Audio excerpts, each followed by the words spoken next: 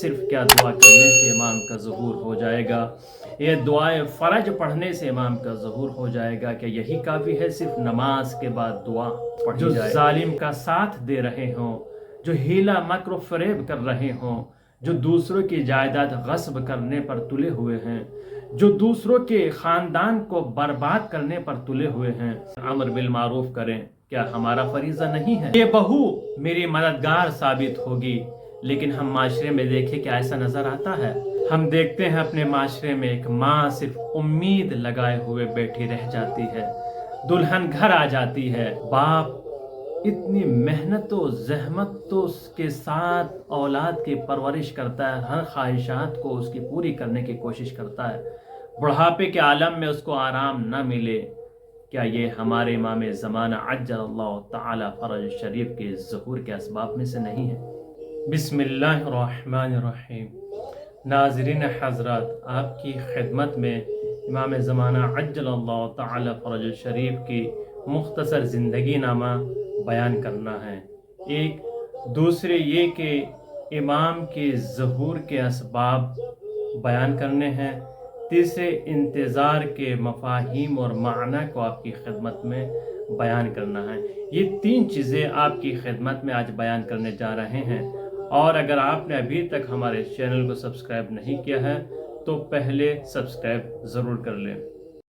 آئیے چلتے ہیں سب سے پہلے امام زمانہ عجل اللہ تعالی فرج شریف کی مختصر زندگی نامہ۔ آپ کا نام محمد اور آپ کی کنیت ابو القاسم ابا صالح ہے، اور آپ کی ولادت 255 ہجری میں سامرہ میں ہوئی، اور آپ نے 5 سال اپنے والد گرامی کے ساتھ گزارے، 255 ہجری سے 260 ہجری تک۔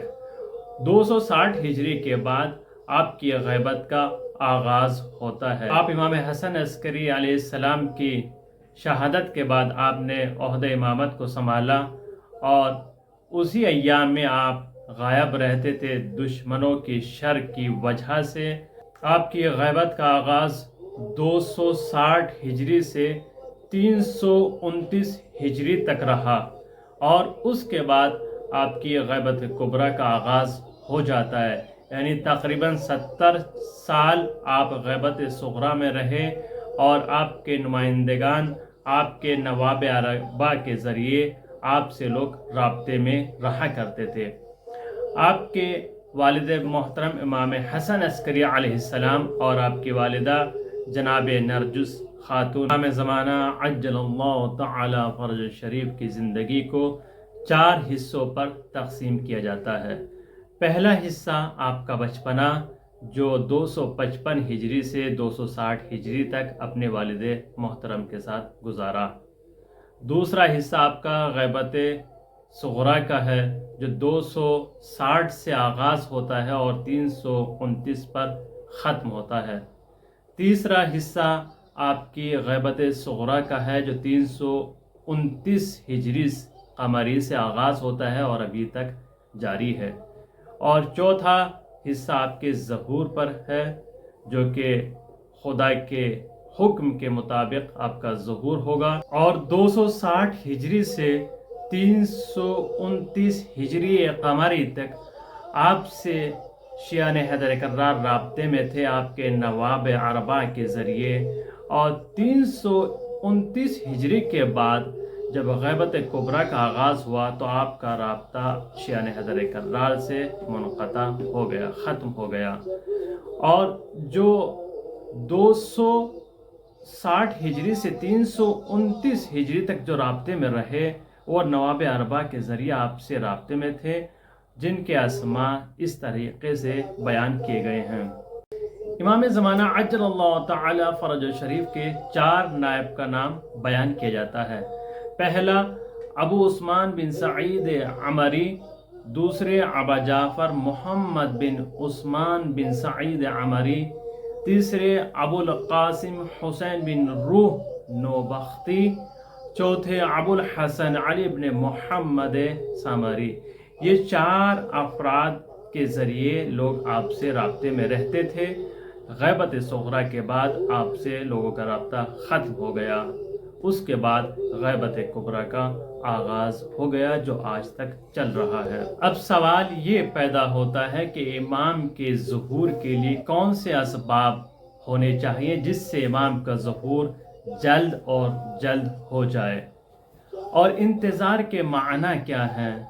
سب سے بہترین عبادت، سب سے بہترین عمل، سب سے افضل ترین عمل کیا ہے؟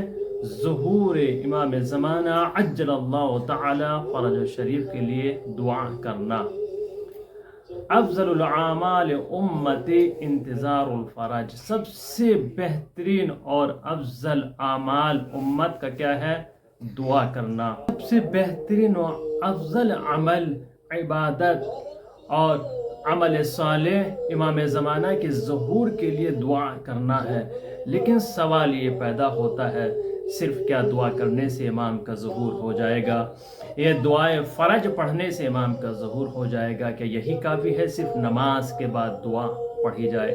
یا نماز کے بعد صلوات پڑھنے کے بعد وعجل فرجہم اس کا اضافہ کرنے کے بعد، اس کو پڑھنے کے بعد کیا صرف اس سے امام کا ظہور ہو جائے گا؟ یا دعائے ندوہ پڑھنے سے اس سے امام کا ظہور ہو جائے گا؟ یا دیگر دعائیں جو امام کی بیان کی گئی ہیں ان کو پڑھنے سے امام کا ظہور ہو جائے گا؟ یا وہ مقامات جو امام زمانہ عجل اللہ تعالی فرج شریف سے منسوب ہے وہاں پر جا کر دعا کرنے سے امام کا ظہور ہو جائے گا؟ وہ مقامات سامراء میں سرداب امام زمانہ عجل اللہ تعالی فرج شریف ہے، اور مسجد کوفہ اور کوفہ میں مسجد سہلہ جو سب سے مقرب ترین عبادت کی جگہ ہے، اور ایران قم میں مسجد مقدس چمکران جو امام زمانہ عجل اللہ تعالی فرج شریف کے لیے دعا کی جاتی ہے۔ کیا دعا ہی صرف کافی ہے؟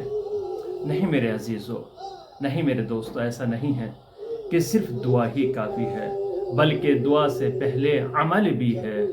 عمل ایسا ہونا چاہیے کہ دعا خود بخود قبول ہو جائے۔ امام زمانہ عجل اللہ تعالی فرج شریف کا ظہور کے بعد جو ہدف اور مقصد ہوگا، ظلم کے خلاف آواز بلند کرنا، ظلم کے خلاف قیام کرنا، ظلم کے خلاف کھڑا ہونا اور عدل و انصاف کو قائم کرنا۔ اگر آج ہم اپنے معاشرے میں دیکھیں، سماج میں دیکھیں، قبیلے میں دیکھیں، خاندان میں دیکھیں، کیا ہمیں ایسا نظر نہیں آتا کہ بعض افراد ایسے نظر آ جائیں گے جو ظالم کا ساتھ دے رہے ہوں، جو ہیلا مکر و فریب کر رہے ہوں، جو دوسروں کی جائیداد غصب کرنے پر تلے ہوئے ہیں، جو دوسروں کے خاندان کو برباد کرنے پر تلے ہوئے ہیں، جو دوسروں کی زندگی میں فتنہ و فساد برپا کر رہے ہیں، جو دوسرے کی زندگی میں دخل اندازی کر رہے ہیں؟ کیا ایسا نظر نہیں آئے گا؟ بہت سے موارد مل جائیں گے آپ کو۔ جب ہمارے امام کا مقصد ہدف یہ ہے کہ ان چیزوں کو ختم کرنا ہے اور ان سے لڑنا ہے، تو جب آپ اس عمل کو انجام دے رہے ہیں تو امام کا ظہور کیسا ہوگا؟ آپ ظالم کا ساتھ دے رہے ہیں، مظلوم کا ساتھ نہیں دے رہے ہیں۔ آپ ظلم و جور، فسق و فجور، جھوٹ، مکر و حیلہ کا ساتھ دے رہے ہیں، عدل و انصاف کے لیے آواز بلند نہیں کر رہے ہیں۔ آپ اگر کسی خاندان میں، کسی قوم قبیلے میں اختلاف ہو رہا ہے تو آپ اس کو کوشش نہیں کرتے عدل و انصاف سے اس کو حل کیا جائے، اس کی اصلاح کی جائے، بلکہ اس میں فتنہ پھیلانے کی کوشش کی جاتی ہے، تو ہمارے امام کا ظہور کیسے ہوگا؟ ہم دعا کرتے ہیں العجل العجل، امام آ جائیے، امام آ جائیے۔ آپ آنے کے بعد عدل و انصاف قائم کریں۔ جب ہم خود ہی نہیں چاہتے عدل و انصاف قائم ہو تو امام کا ظہور کیسے ہو؟ جب ہم زبان سے کہہ رہے ہیں، انتظار کر رہے ہیں کہ امام کا ظہور ہو جائے، ہم انتظار کر رہے ہیں مولا آپ جلدی آ جائیے، لیکن آپ کے عمل سے یہ ظاہر نہیں ہوتا کہ آپ انتظار کر رہے ہیں۔ ایسا لگتا ہے آپ کے عمل سے کہ آپ چاہتے ہیں کہ امام کا ظہور نہ ہو۔ معاشرے میں دیکھیں بد حجابیاں بہت زیادہ پھیل رہی ہے۔ امام کیا یہ نہیں چاہتے ہماری خواتین پردے میں رہیں؟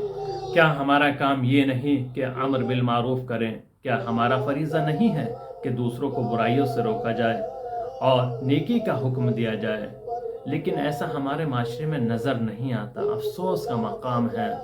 कौम व माशरे में अगर फितना फसाद फैल रहा है तो क़ज़ावत के लिए, फैसले के लिए ऐसे लोगों को लाया जाता है जो मक्र व फ़रेब, झूठ में सबसे आगे नज़र आते हैं।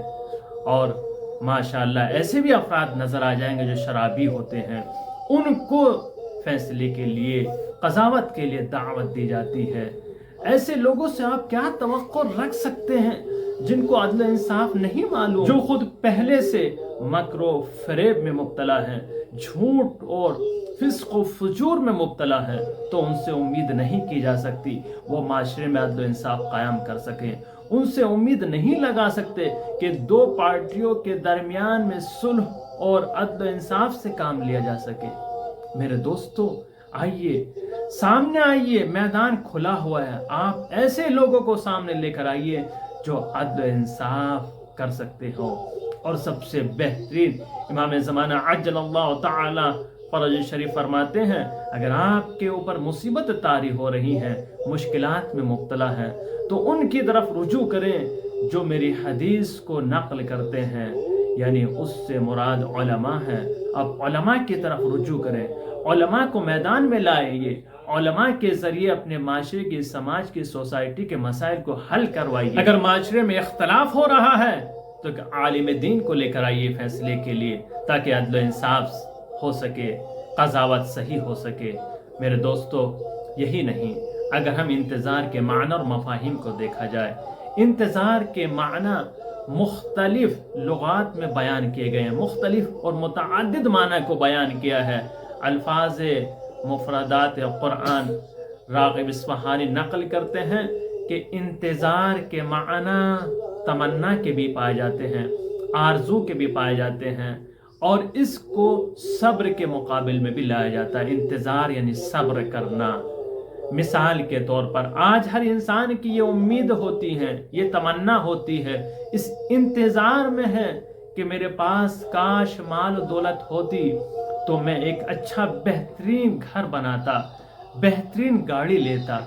वो तमन्ना कर रहा है, इस इंतज़ार में है। सबसे पहले हमें इंतज़ार के माना को समझना होगा। मैं चाहता हूँ मेरे पास माल दौलत हो, एक बेहतरीन स्टूडियो वीडियो बनाने के लिए बनाई जाए, ताकि अपने दोस्तान के लिए, मुमिन और मुमिनात के लिए मैं यहाँ से अच्छा पैगाम पहुँचा सकूँ। मेरी तमन्ना है, मेरी आरज़ू है, इस इंतज़ार में हो पैसा आए तो मैं इस काम को अंजाम दूँ।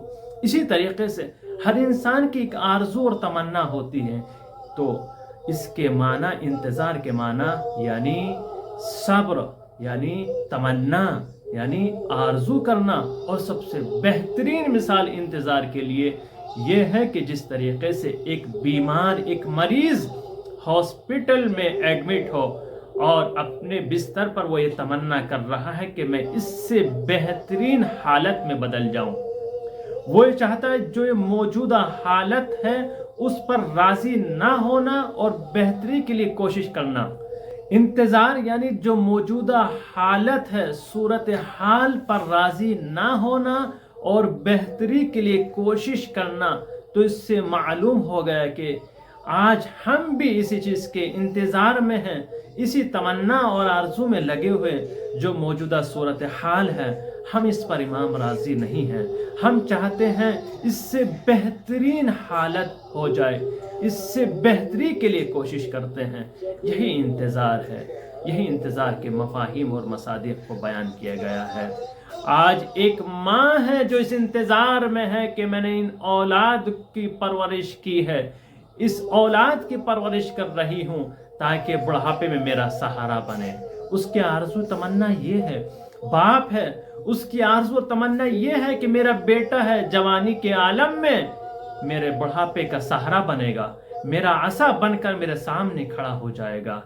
अगर हम देखें, एक माँ सिर्फ तमन्ना करती रह जाती है, एक बाप सिर्फ आरज़ू कर रहा है, इस इंतज़ार में है औलाद जवान होगी तो मुझे कुछ सहारा मिलेगा, बुढ़ापा आने के बाद मुझे कुछ सहारा मिलेगा, इस उम्मीद में है, इस इंतज़ार में है। लेकिन हम अगर अपने माशरे में देखें, बरक्स नज़र आता है। ہم ماں باپ کا خیال نہیں رکھ رہے، جس انتظار میں وہ ماں باپ تھے اس کو ختم کر دیا۔ جو ماں اس انتظار میں تھی جب میرا بیٹا جوان ہوگا تو میں اس کے لیے بہترین دلہن لے کر آؤں گی، اور جب میں بڑھاپے کی منزل پر پہنچوں گی تو یہ دلہن میرا ساتھ دے گی، یہ بہو میری مددگار ثابت ہوگی۔ لیکن ہم معاشرے میں دیکھیں کہ ایسا نظر آتا ہے، شادی ہونے کے بعد اولاد ماں باپ کی امیدوں پر، اس کی آرزوؤں پر، اس کے اس انتظار پر سب کو ختم کر دیتے ہیں۔ ہم دیکھتے ہیں اپنے معاشرے میں ایک ماں صرف امید لگائے ہوئے بیٹھی رہ جاتی ہے، دلہن گھر آ جاتی ہے۔ میرے دوستو، آپ سے میری گزارش یہی ہے، ایک ماں کی امیدیں نہ توڑی جائیں، ایک باپ کا سہارا جس کی آرزو اور تمنا تھی اس کو ختم نہ کیا جائے۔ باپ اتنی محنت و زحمت کے ساتھ اولاد کی پرورش کرتا ہے، ہر خواہشات کو اس کی پوری کرنے کی کوشش کرتا ہے، بڑھاپے کے عالم میں اس کو آرام نہ ملے۔ کیا یہ ہمارے امام زمانہ عجل اللہ تعالی فرج شریف کے ظہور کے اسباب میں سے نہیں ہے؟ کیا قرآن ہمیں اس کی تعلیم نہیں دیتا ہے کہ باپ کو اف تک نہ کہا جائے، ماں باپ کی خدمت کی جائے؟ آپ کو حق نہیں کسی بھی اعتبار سے، اگر چاہے ماں باپ کتنے ہی آپ کو برا بھلا کہیں، کتنے ہی آپ سے ناراض ہو جائیں، لیکن آپ کو اسلام نے، قرآن نے یہ حق نہیں دیا آپ چوں بھی کریں ماں باپ کے سامنے، ان کے سامنے آواز بھی بلند کریں۔